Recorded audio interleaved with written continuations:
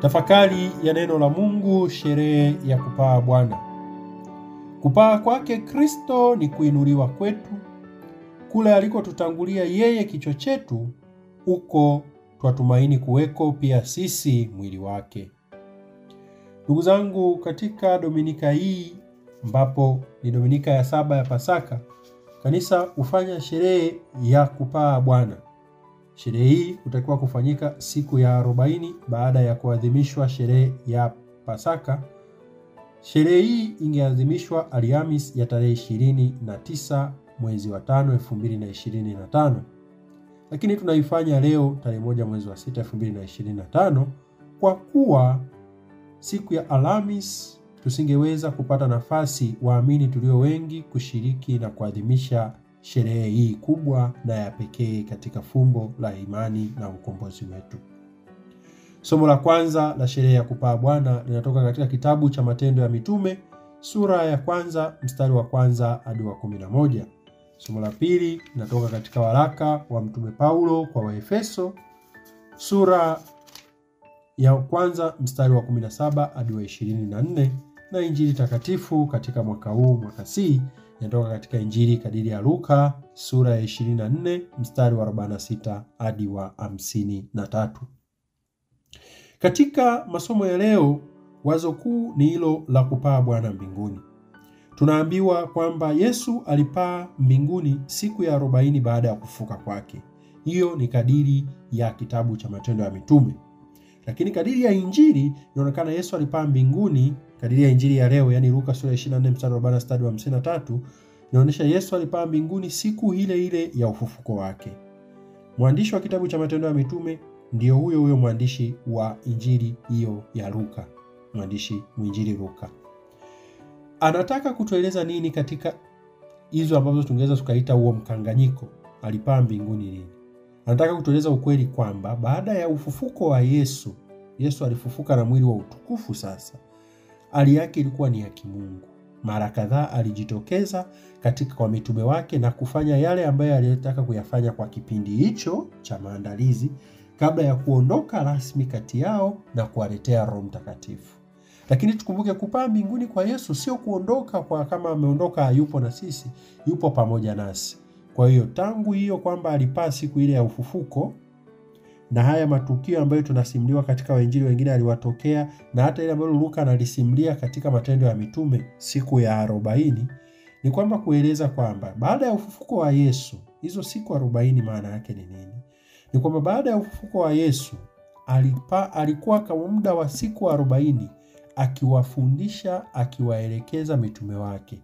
Ni kipindi cha maandalizi, tutaiona baadaye namba 40. Tunaambiwa Yesu anapopaa mbinguni, mashahidi wa ufufuko wake ni mitume wake. Ni pia tunaambiwa malaika wawili nao wanashuhudia tukio hilo. Kabla ya mateso na kifo chake, Yesu alifundisha na kutenda mambo mbalimbali. Baada ya ufufuko wake, aliwatokea mitume wake na kuyanena mambo yaliyohusu ufalme wa Mungu kama sehemu pia ya kuwaimarisha wao katika hayo ili wao waweze kuyafanya. Lakini kabla ya kupaa, aliwatuma na wao waende ulimwenguni kote wakahubiri kuanzia Yerusalemu hata miisho ya nchi. Yesu aliwaagiza mitume wasitoke Yerusalemu hadi siku ya kuwapelekea Roho Mtakatifu itakapotimia. Mitume waliagizwa kwenda kuhubiri Injili na kumshuhudia Kristo kama tulivyosema, tangu Yerusalemu hata mwisho wa nchi. Maana zake ni nini? Kwanza kabisa ningependa tutafakari juu ya Yerusalemu. Yerusalemu ni mji mtakatifu wa Mungu, makao matakatifu ya kidini na ya kiserikali katika taifa la Mungu la Israeli. Yerusalemu ni mahali ambako fumbo la Pasaka linatimizwa.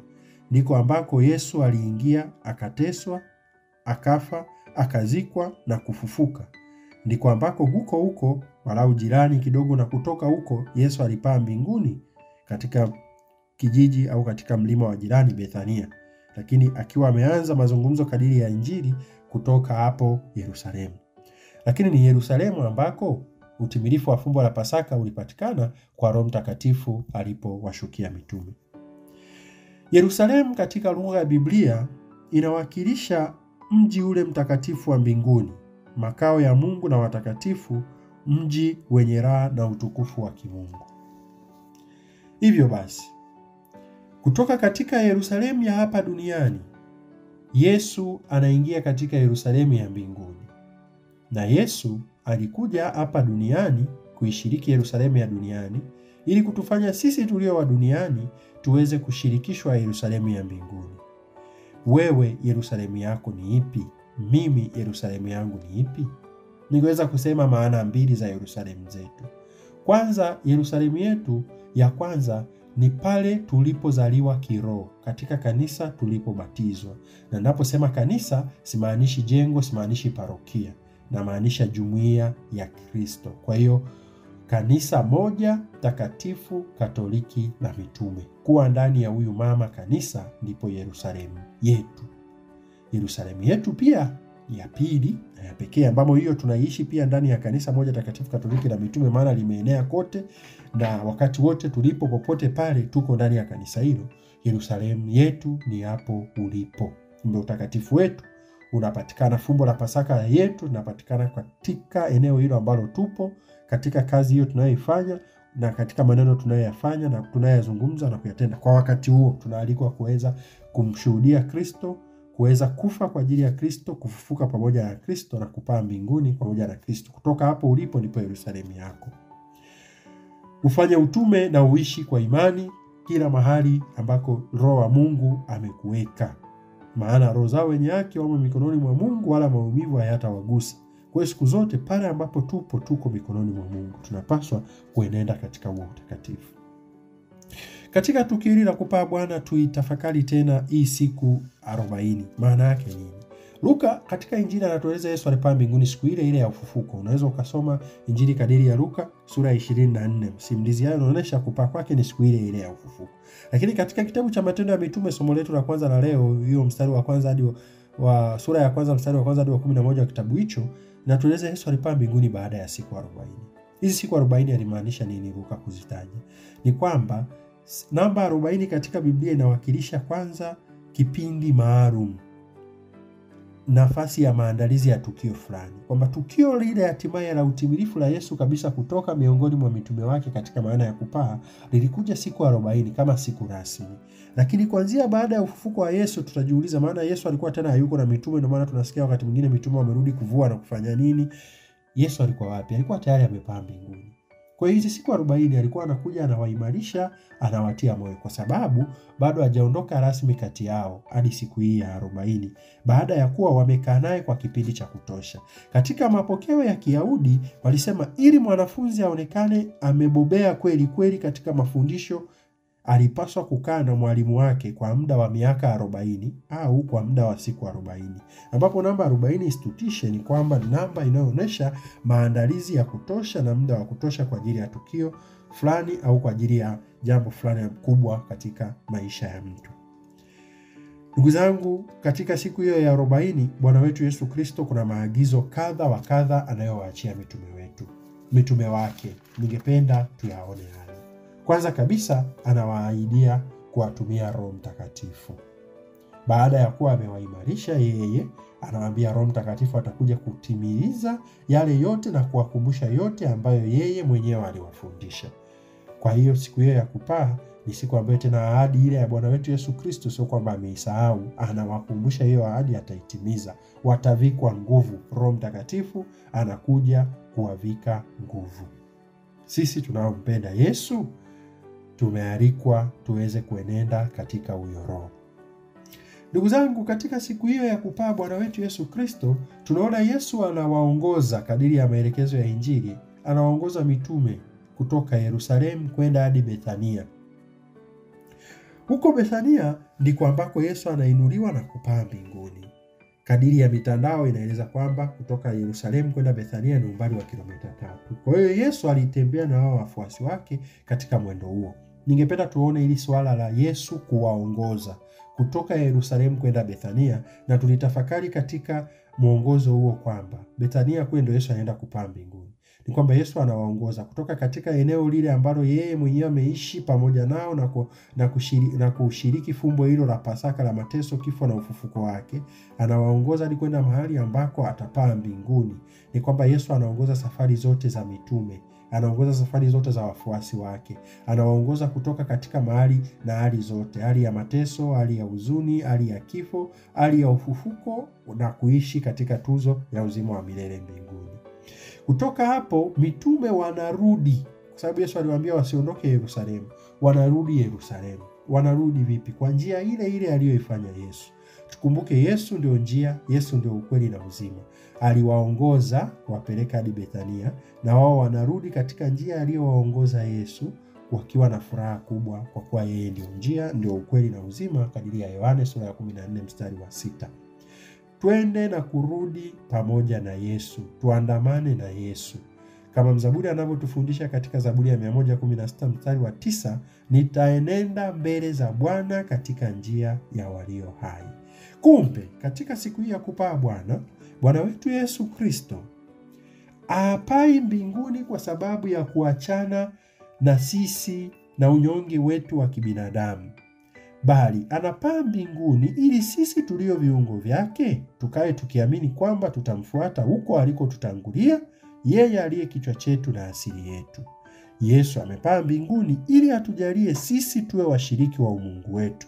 Ubinadamu wetu ambao Yesu aliutoa katika mwili wa Bikira Maria, anapaa nao mbinguni. Ni kuonesha hadhi mpya na mwili mpya wa utukufu ambao sisi tutapewa katika ubinadamu wetu, thamani ya ubinadamu wetu na ukuu wetu, kwamba mwili wetu sasa una uwezo tena wa kumjongea Mungu baada ya kuwa tumeshiriki mateso, kifo na ufufuko wa Yesu. Kwa nguvu ya fumbo lake la Pasaka, mwanadamu anarejeshewa neema ya kuweza tena kukaa na Mungu, na sio kwetu hapa duniani. Kwetu ni kwa Mungu kwenye ile heri ya milele ambayo kwa dhambi ya asili ya wazazi wetu na dhambi zetu tulipotoshwa tukaikosa. Sasa Bwana wetu Yesu Kristo ametudhihirishia, na ndio maana sherehe ya kupaa Bwana sio siku ya huzuni, ni siku ya furaha, kwa sababu ni uhakikisho wetu kwamba sisi nasi sasa tunarudishwa kwenda kuishiriki ile karamu ya milele mbinguni, kwenda kwenye ile hali yetu ya kwanza ambamo tuliumbwa na ambamo tuliwekwa.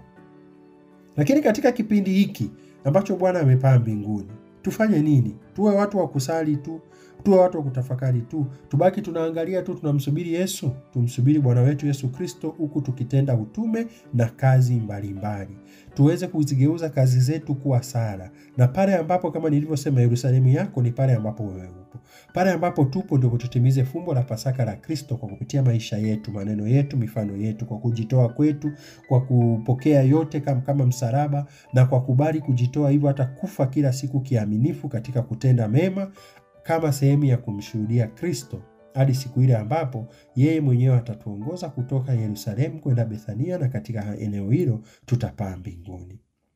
Ndugu zangu, watu wawili waliosimama karibu na mitume hawa, ukifuatilia tena katika masimulizi kadiri ya Luka sura 24 mstari wa 4, inatueleza siku ya ufufuko wa Yesu, wale wanawake walitokewa na watu wawili waliovaa mavazi meupe wakiwa mule kaburini. Hawa wanashuhudia, ni mashahidi wa ukweli wa kwamba Bwana wetu Yesu Kristo amefufuka, lakini na mashahidi wa ukweli kwamba Bwana wetu Yesu Kristo yule aliyeteswa, kufa na kufufuka, anapaa mbinguni. Na ndio wanaotoa maagizo kwa mitume, msibaki mnashangaa, rudini, mwende mkamhubiri Bwana wetu Yesu Kristo. Mashahidi wawili au watatu walihitajika kadiri ya mapokeo ya Wayahudi ili kuthibitisha ukweli wa jambo. Hawa mashahidi, malaika hao waliovaa mavazi meupe. Mavazi meupe yanawakilisha utukufu wa Mungu, yanawakilisha furaha ya hali ya mbinguni na usafi na utakatifu. Ndivyo ambavyo sisi tumeitwa katika vazi jeupe tulilopewa siku ya ubatizo, tuishi katika furaha na utukufu, tuweze kufikia utukufu wa mbinguni. Kumbe sherehe ya kupaa Bwana wetu Yesu Kristo leo inatukumbusha pia ubatizo tulioupokea, ambao kutoka kwa huo tulizaliwa tena. Sio sisi watu wa dunia, bali tunaishi duniani, lakini kwetu ni mbinguni ambamo tunatakiwa tuweze kufika. Mitume wanaporudi Yerusalemu, wanarudi wakiwa na furaha. Lakini wakati Yesu anaondoka, anawaachaje? Yesu aondoki na kuacha na lawama, anawabariki. Nao wanamwabudu na wanarudi wakiwa na furaha. Je, unapoenda kanisani unapewa baraka, unarudi nyumbani ukiwa na furaha, na wanadumu katika hekalu wakimtukuza Mungu. Je, wewe unaishi na kudumu katika maisha yako yote ukimtukuza Mungu? Tumwombe Bwana wetu Yesu Kristo aliyepaa mbinguni atujalie tuweze na sisi kufika mbinguni.